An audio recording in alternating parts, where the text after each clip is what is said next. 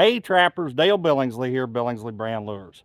So guys, what I want to talk to y'all about today is one of my all-time favorite predator sets to use when you have the right situation to use it. And generally speaking, most anywhere is the right situation. Now, it doesn't always come up, but most times it does. Now, the way I really like to use these is along two tracks that are pretty brushy on one side or the other. And I don't mean brush, I mean high weeds, rank growth, that kind of stuff.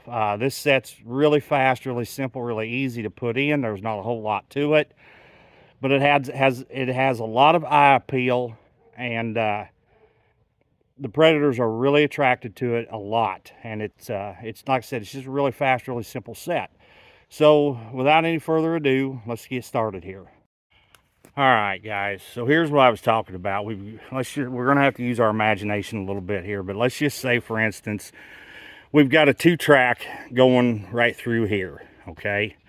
Now, what I've done, and I'll show you here, is the more blocking you have on the sides with high rank growth of weeds and brush, the better this set is. All I've done is dug a trench, nothing more. Dug a trench back in there. And this isn't a really good ideal situation, but it will work.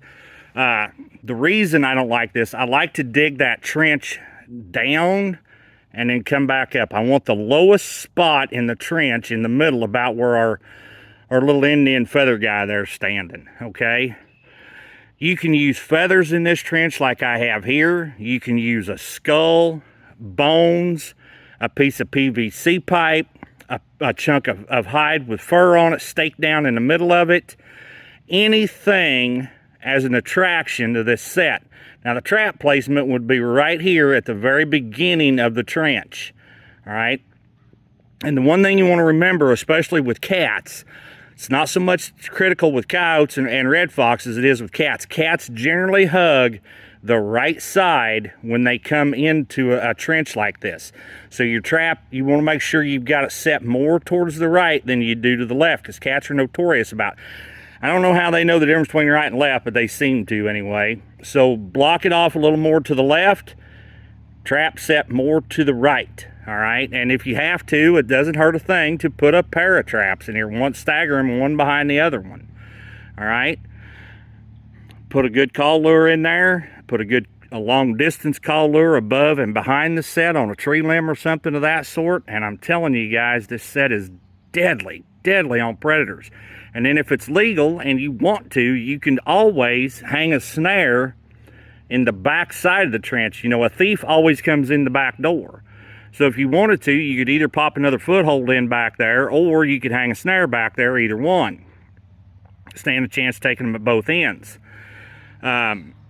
Now, if you wanted to avoid the coyotes, and I can't tell you that this works for positive because I haven't tried it yet, but I have thought about it, and this year I'm going to try it.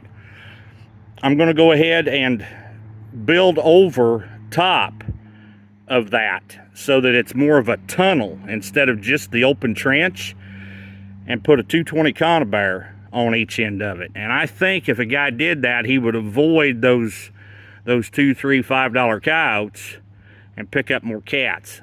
Can't answer that for sure. Can't know that it's actually going to work that way, but I do believe it would.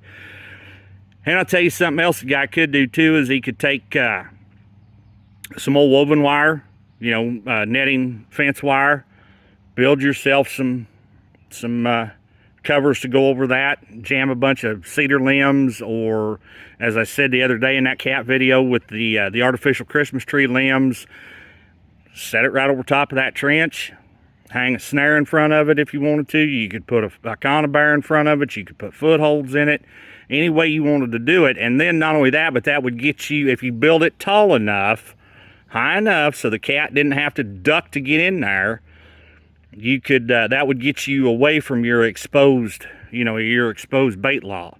The biggest thing is, again, make sure that there is absolutely no way that he can see it until he is right directly in front of it.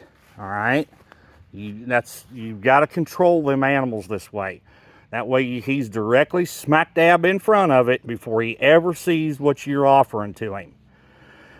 Guys, I'm telling you, if you put these sets in, you're going to catch a pile of fur. If you leave them open like this one is on the top, you're going to catch fox, coyotes, cats. You're going to catch a little of everything in them.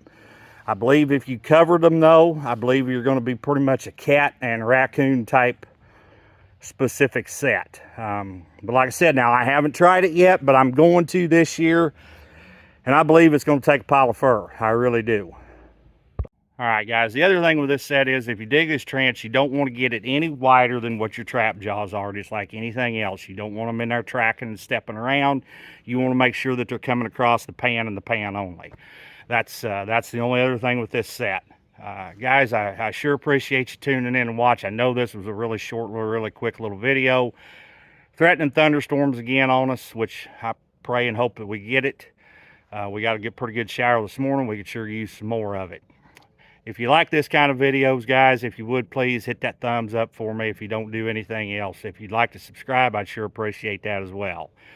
Once again, guys, this is Dale Billingsley with another one. Signing out.